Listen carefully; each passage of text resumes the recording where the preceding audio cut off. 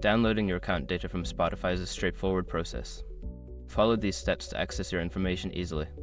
Step 1. Log into your account. Visit the Spotify website and log into your account using your credentials. Make sure you are using the correct account that you want to download data from. Step 2. Access account settings. Once logged in, navigate to your account settings. You can find this option by clicking on your profile picture or username, usually located in the top right corner of the page. Step 3. Find privacy settings. In the account settings menu, look for the privacy settings section.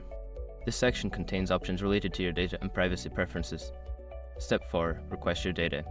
Within the privacy settings, there should be an option to request your data. Click on this option, and you may be prompted to verify your identity for security purposes.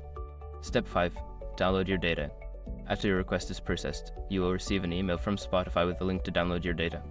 Follow the link provided in the email to access and download your account data.